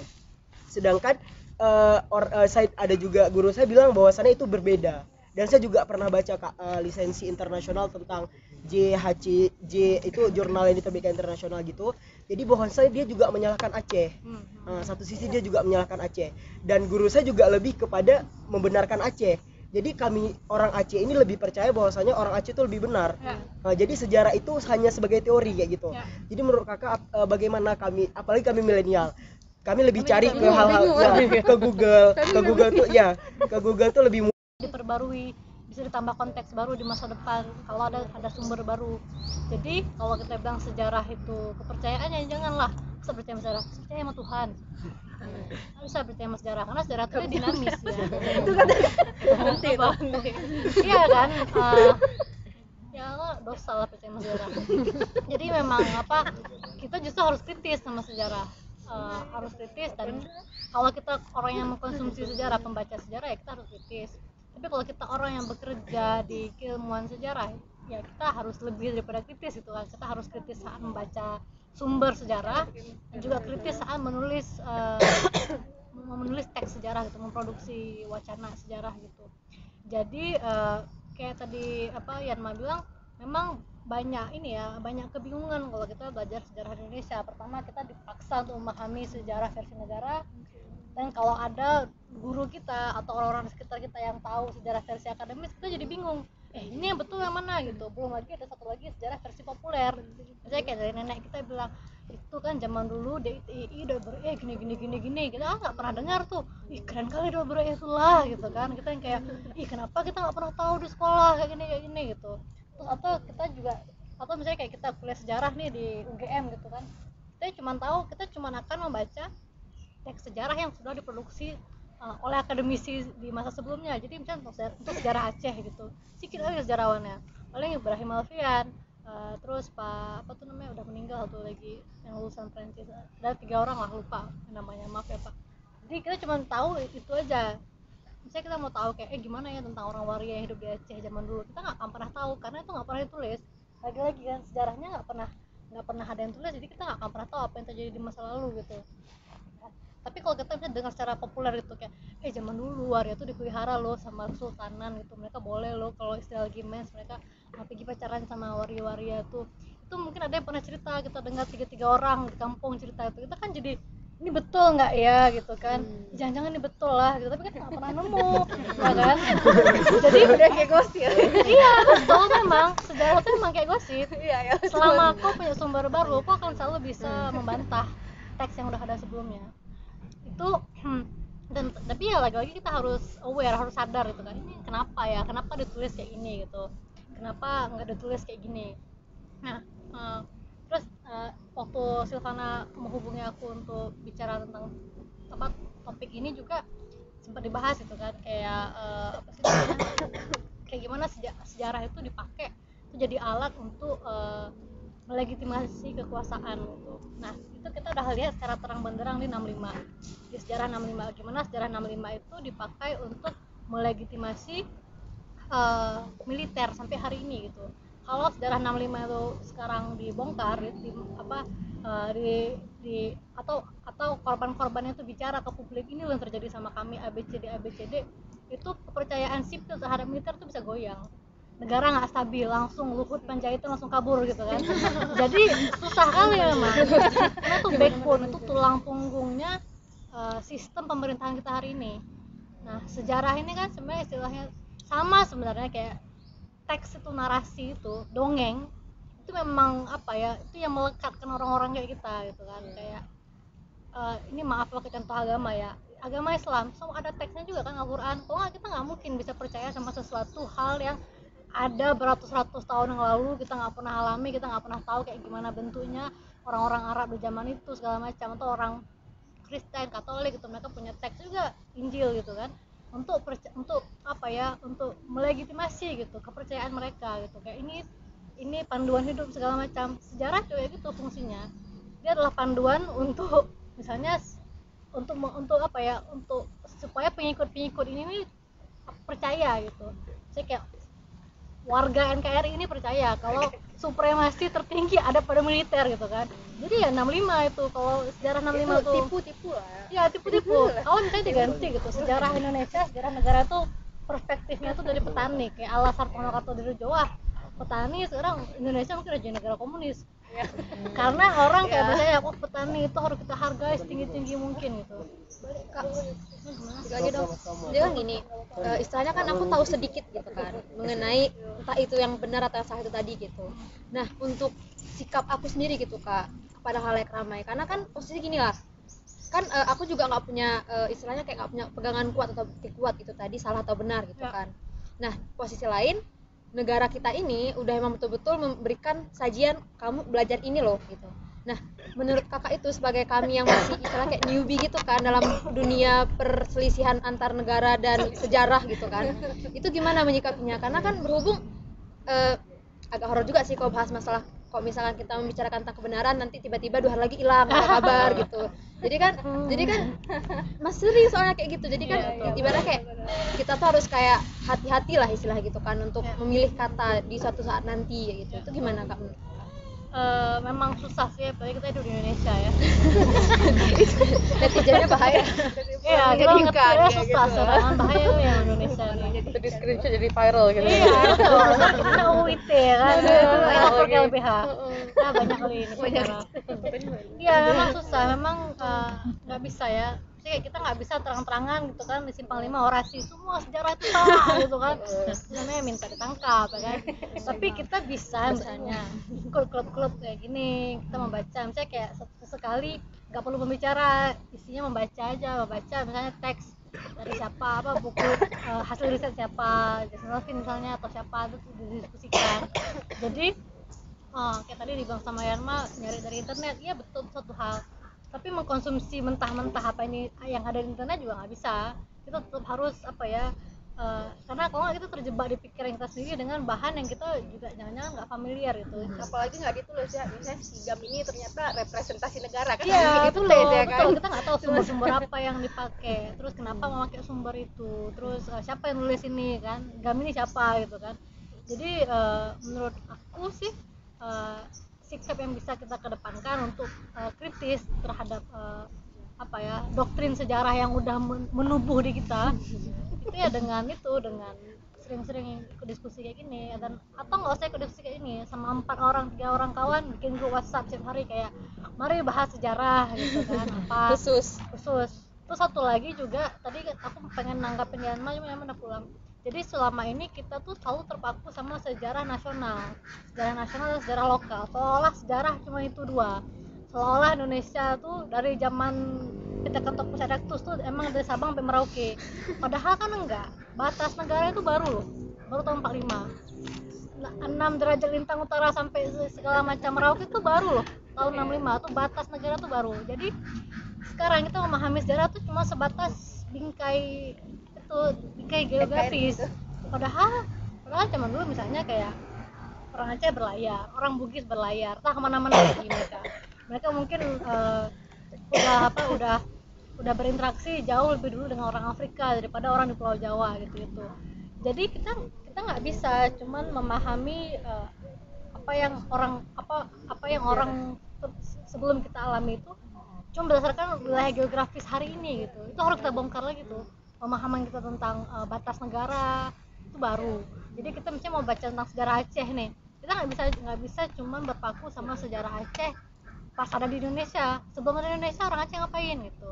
Nah dari situ kita juga bisa tahu kayak oh ternyata orang Aceh zaman dulu berdagang gitu kan, jualan baju ke Madras, bikin bentar ya, nyala apa itu ya.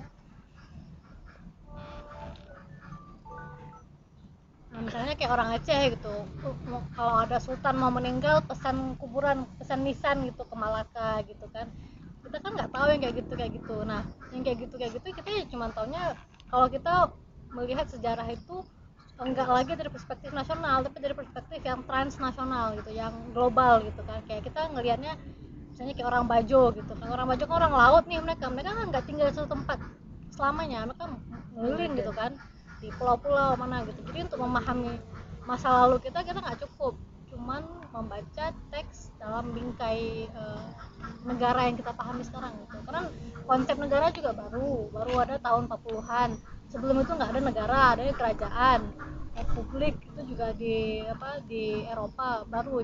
Dan orang-orang nggak semua juga tinggal dalam kerajaan, orang tinggal secara kolektif gitu kan di kampung-kampung dalam sistem dalam struktur yang lebih horizontal gitu, kayak orang Samin gitu kan. Mereka nggak mengenal negara, nggak bayar pajak segala macam. Jadi konsep-konsep yang kita pahami hari ini misalnya kayak apa tadi lah, negara, agama, terus macam-macam lah, itu nggak bisa kita pakai untuk memahami masa lalu. Nggak semuanya bisa kita pakai untuk memahami masa lalu. Jadi untuk bisa tahu gitu kan ini bener apa enggak segala macam, ini ada atau enggak, ya kita harus ngebongkar lagi gitu. Ya gimana Pak? Misalnya kayak kemarin baru-baru ini kan anak kebetulan di SD gitu. CSD. Nah, jadi ketika baca sejarah yang disajikan itu, ini kita udah tahu itu kalau menurut kita itu salah, kan? Sudah dimanipulasi dan dengan berbagai macam. Jadi dan itu ditanamkan ke anak-anak SD. Iya betul. Apalagi saya juga dulu belajarnya di sini. Iya betul. Lebih banyak mengetahui sejarah itu dengan cara yang menurut saya salah, atau mungkin menurut orang lain. Jadi bagaimana caranya mengatasi? Kalau misalnya melalui akademisi, seperti akademisi, sebenarnya kan akademisi juga lebih mementingkan negara, karena kalau seandainya dia tidak menulis sesuai dengan permintaannya negara, dia bahkan secara akademisi akan ditendang. Betul. Kalau seandainya ada yang berani bicara zaman Soeharto, itu akan ditangkap dan disekolahkan. Sekolahkan dalam artinya tangkap dibunuh gitu. Ya, betul. Kan, kalau seandainya banyak saudara yang memang dibuang ke laut, betul. gara-gara ingin berbicara. Jadi kita udah tahu itu salah, dan ini dipaksakan. Dan sekarang juga sama, bahwa digunakan 65 lagi bahwa Jokowi itu komunis dan segala macam gitu ya. Jadi bagaimana sikap kita? Anak-anak kita juga diajarkan hal seperti itu, guru juga diajarkan seperti itu, akademi juga seperti itu. Betul. Jadi kita bersikap terhadap anak-anak kita ini. Jadinya agak rancu kan. Betul. Yang ini ngajar ini, kok ayahnya ngajar yang lain. Betul. Nah, sebenarnya memang nggak banyak sih yang bisa kita lakukan selama kita masih tinggal di Indonesia. Cuman mungkin yang bisa kita lakukan lagi-lagi ya, kan kalau kita sekarang memahaminya, kita belajar sejarah itu dengar kan, kita dengar guru kita ngomong, orang tua kita ngomong, orang kampung kita ngomong. Tapi yang bisa kita lakukan selain mendengar adalah membaca itu ya. Cek tadi ada satu teks versi negara, kita baca nggak apa-apa, tapi kita harus kritis, kenapa ditulis ini, dan kita harus membaca teks yang lain ditulis oleh siapapun, yang mau ditulis sama akademisi, mau ditulis sama jurnalis, kita baca juga. Jadi memang kita harus terpapar dengan berbagai versi sejarah gitu. Berbagai versi itu juga dikontrol oleh negara. Nah, enggak semuanya dikontrol oleh negara, alhamdulillah ya. Jadi ada juga teks-teks akademisi yang dari luar gitu. Kayak tadi misalnya Sunuk kan itu dari luar, atau Jigel juga dari luar. Kita mungkin untuk sekarang gitu, selama kita belum ada sejarawan yang yang lokal, sejarawan asli orang Indonesia yang independen gitu kan, yang memproduksi teks yang bisa membantu kita memahami masa lalu, ya kita sialnya harus bergantung sama teks-teks. Bulan kemarin, 3 bulan yang lalu, kawan saya mengirim beberapa buku dari Amerika, dan itu saya nggak dapat dikarenakan kemungkinan disponsor oleh Konsen Indonesia. 4 bulan malah, sekarang 6 bulan. Ya, nah, bagaimana caranya? Nah, ada caranya, itu membaca buku. Jadi Enggak, jadi kayak sekarang kayak tadi misalnya buku Just Melvin tentang Aceh, tentang 65 di Aceh, buku itu nggak akan mungkin diterjemahin dalam waktu dekat gitu, mungkin diterjemahin 2-3 tahun lagi lah gitu, itu pun kalau nggak di Bredel nanti kan. Tapi bukunya sekarang ada di Libgen gitu, di situ membacakan tingkat internasional gitu kan. Dan itu mungkin penulisnya nggak tahu gitu kan, tapi kan dia udah kaya aja, nggak apa-apa kita baca. Kita kan lebih butuh ini kan untuk memerdekakan diri kita dari belenggu ini kan. Jadi ya mungkin di zaman dulu agak susah sih Bang memang untuk mengakses macam-macam narasi tandingan gitu. Tapi kalau sekarang alhamdulillah ya sudah ada macam-macam situs membajak gitu ya. Ini sebenarnya bukan cara yang halal sih, tapi kayak gimana kan kita hidup dalam belenggu kan. Jadi ya kita harus menemukan cara untuk keluar, dan kalau caranya nggak halal ya udahlah ya, kita tebus dengan cara lain kan. Tapi itu sekarang kita istilahnya yang penting tahu dulu ini ada loh gitu. Jadi kita yang penting tahu dulu ternyata ada loh yang ngebahas 65 di Aceh gitu. Nah sialnya lagi kita harus bisa bahasa Inggris untuk memahami teksnya gitu kan. Ya, itu menyebalkan ya, kayak kurang ajar kenapa dia tulis tentang aku dalam bahasa yang aku nggak paham ya kan. Harusnya tulis dalam bahasa Aceh biar kita semua ngerti kan. Nah itu sih memang susahnya. Jadi memang kita istilahnya tuh mengalami bukan cuma manipulasi ya, tapi kita dijauhkan dari masa lalu kita secara berlapis-lapis. Pertama oleh negara membuat sejarah versi mereka yang sebenarnya itu kepentingan mereka aja. Terus kedua, akademisi mungkin menulis sejarah versi non negara, tapi bisa jadi itu nggak bisa kita akses, entah bukunya mahal, entah bukunya nggak dijual di Gramedia, entah bukunya cuma dicetak 3 kali, lalu nggak boleh cetak lagi, atau jurnalnya kemahalan nggak bisa kita akses biarpun dalam Indonesia. Atau yang ketiga, ada peneliti luar nih datang ke Aceh, datang ke Indonesia, meneliti tentang masa lalu Aceh, ditulis, dan itu sangat progresif, sangat radikal, sangat berbeda dengan apa yang ditulis oleh negara dan akademisi lokal. Tapi lagi-lagi ditulis dalam bahasa Inggris, dijual mahal $100, kita pesan 4 bulan harus sampai, ya kan, sampainya disensor pula sama pos. Jadi kita emang sial kali udah hidup kita. Satu-satunya yang bisa kita lakukan adalah nanya ke dukun ya kan. Kayak gimana kita di masa lalu kan? Enggak sih, menurut aku memang susah gitu. Memang nasib kita susah. Nasib kita sebagai orang yang pengen memahami masa lalu tuh susah. Itu masa lalu yang masih dekat ya, tahun 60 ya. Belum lagi kita memahami kayak gimana Islam pertama kali sampai di Aceh. Islam kayak apa yang sampai di Aceh? Apakah sama dengan Islam yang sekarang? Itu kan banyak kali periodenya jauh, terus sumber-sumbernya kita nggak bisa akses. Kalaupun ada orang yang meneliti, kita mungkin nggak bisa baca karena itu ditulis dalam jurnal yang eksklusif. Jurnal itu kan kayak lab ya, nggak semua orang bisa masuk. Kalau masuk sana harus pakai izin, lo izin saya masuk lab ini, nggak semua bisa kita pegang. Jadi jurnal itu juga dia eksklusif, conference akademik juga eksklusif, nggak semua orang bisa datang. Kalaupun datang belum tentu bisa ngerti ya kan, istilah-istilah akademiknya banyak kali. Jadi memang siasatnya ya dengan forum-forum kayak gini Bang, ada forum kayak gini semakin banyak semakin bagus. Bisa satu orang aja, saya cukup Silvana aja yang baca satu teks dan dia yang mensirkulasikan pengetahuannya, menerjemahkan apa yang dia baca ke kawan-kawan. Jadi memang hacking sistemnya tuh yang rumit gitu. Tapi ya pertama-tama sebelum kita hacking kita harus tahu dulu sistemnya kayak gimana sih gitu. Apa-apa aja sih yang sudah dilakukan, praktik apa aja yang sudah ada yang membuat kita jauh dari sejarah kita, dari masa lalu kita. Begitu sih. Saya pernah baca artikel yang pernah tidak diceritain di Indonesia bahwa Soeharto pernah memberi obat dari Australia untuk menyuntik kepada setiap laki-laki di Aceh dan juga di Papua supaya tanpa ada keturunan. Menghilangkan ini, yaitu artikel ditulis secara akademisi. Dan saya sampai kecengang juga gitu. Ternyata di Aceh kemudian mengalami sedikit kegagalan karena agama, jadi makanya jadi KB. Jadi banyak sekali. Ya. Dan ini kita dapat betul. Nah kalau dalam keilmuan sejarah, setiap informasi itu kan juga kita harus verifikasi dulu kan. Jadi kayak tadi dibilang, orang Aceh zaman dulu pernah disuntik gitu supaya mandul. Kita harus kritis tuh dengan cara misalnya kayak kapan tuh disuntik, dalam cara seperti apa disuntik, apakah diundang ke rumah ke rumah Pangdam gitu, datang gitu. Nah kalau misalnya vaksin gitu, kapan vaksinnya, vaksin dalam apa, terus misalnya kayak gimana sih caranya memvaksinnya, kenapa orang tuh mau aja divaksin waktu itu. Nah waktu bayi, nah kita harus cek lagi dosisnya semana, apakah dosis itu bekerja sampai dia tua gitu. Nah itu tuh yang harus bentuk kritisme seperti itu yang harus kita kedepankan maupun mendapat informasi sejarah sumber dari siapapun itu. Jadi memang capek bang, capek gila sejarah gue. Aku mau menyerah.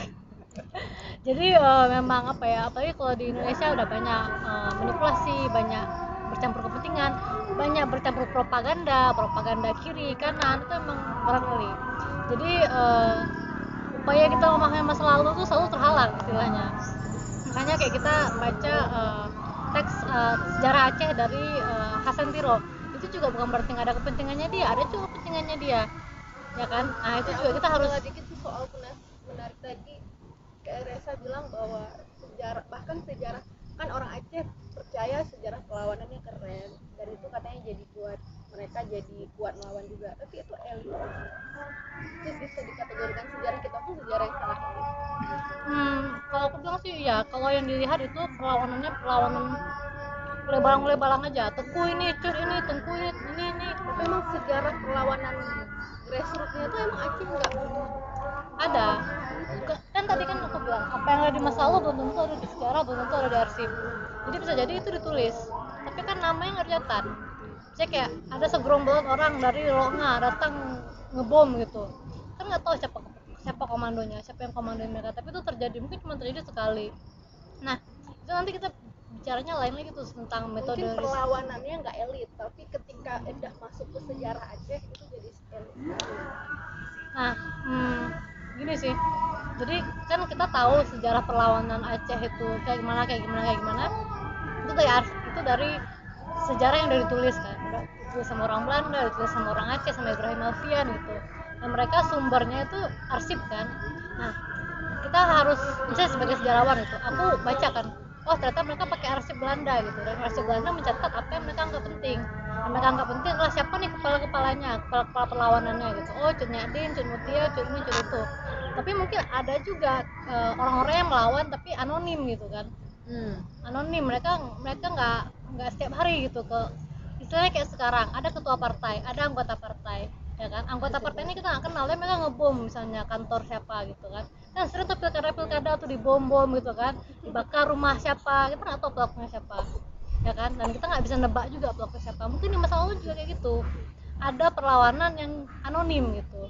Tapi itu sering terjadi, banyak kayak orang bilang Aceh Pungo, itu nggak tahu siapa pelaku Aceh Pungo kan. Aceh Pungo kan nusuk langsung kan orang kolonialnya, tapi kan kolonialnya, orang pihak kolonial nggak sempat nanya nama kamu siapa, kok anak kamu tusuk saya. Tapi kan kalau misalnya Teku Umar gitu melawan gitu, ini sama kayak misalnya sekarang kita tahu Muzakir Manaf, karena dia ada di mana-mana, orang membicarain dia karismatik, dia ini dia itu, jadi dia tercatat gitu. Sementara anonimus ini mereka radikal tapi mereka anonim gitu, kita nggak pernah tahu.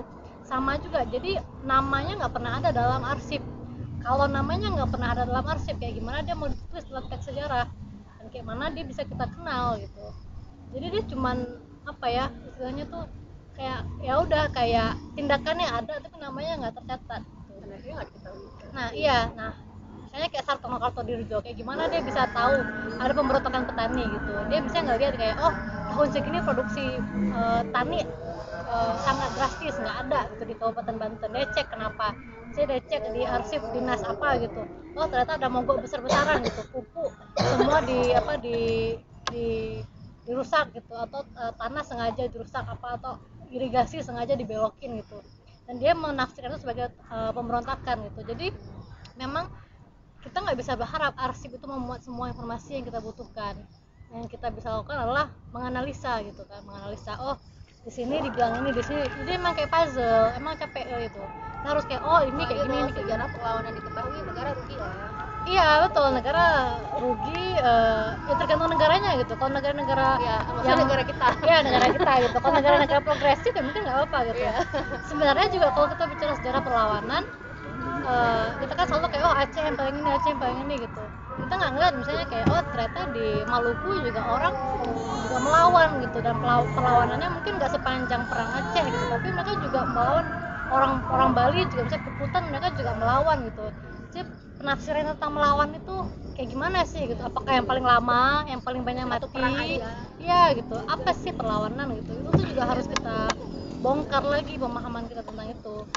Nah jadi apa ya, Dan sebenarnya negara yang kayak Indonesia nggak cuma Indonesia, itu banyak. Malaysia juga kayak gini, Malaysia, Singapura juga sama, mereka punya sejarah kirinya gitu, sejarah yang alternatif, tapi mereka sendiri nggak pernah bisa tahu gitu.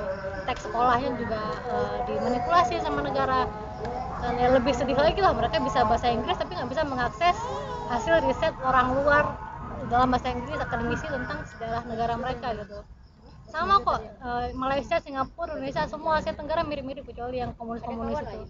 Kenapa? Ada kawan lah kita. Ada kawan kita kalau hal-hal kayak gini. Emang nggak pernah sendirian kita dengan saudara jiran kita. Anak-anak kita bisa kita ini. Sama. Jadi kalau mau apa? Mau tahu bagaimana cara bersikap kritis ya cek negara sebelah mereka ngapain. Kalau salah jawab soal nanti ada nilai. Iya, betul. Gimana caranya? Nggak ada cara bang, pasrah. nggak apa-apa Susah sih memang. Tapi udah banyak kok orang yang berusaha merentas itu, kayak tadi Oppenheimer gitu kan. Dia ketemu langsung sama pelaku gitu, pelaku yang terlibat dalam pembantaian itu gitu, Anwar Kungu gitu kan. Dia ketemu langsung nanya bagaimana kamu membunuh orang gitu kan. Itu sangat langsung gitu dia nanyanya. Dan si Anwar Kungu dengan senang hati dipraktekin ulang kan.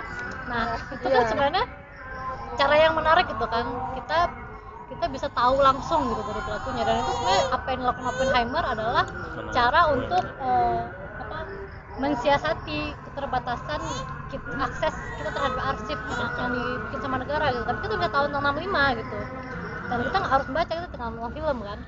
Nah kayak gitu juga itu yang bisa kita lakukan sih bang. Jadi melihat satu apa yang sudah dilakukan orang lain untuk mensiasati sistem dominasi pengetahuan ini, pengetahuan sejarah. Terus kedua ya kita ikut terlibat di situ, atau ketiga kita ikut ini ikut dalam mensirkulasikan itu gitu, pengetahuan tandingannya. Ikut terlibat jadi kan penulis nih. Mana sih caranya jadi penulis gitu? Caranya adalah menulis bang. Cara nulis. Mungkin sekalian ini sih closing statement gitu, karena kita juga udah mau maghrib gitu ya. Kira-kira apa sih yang bisa kami lakukan sebagai pembaca sejarah awam ketika dihadapkan dengan satu narasi sejarah? Apa kira-kira? Pertama, ini mungkin bukan solusi yang tepat ya, tapi bisa dilakukan, bisa dicoba gitu. Adalah dengan mencari narasi tandingan. Jadi misalnya tadi kayak dapat ini nih tentang orang Aceh yang dulu divaksin supaya mandul gitu kan.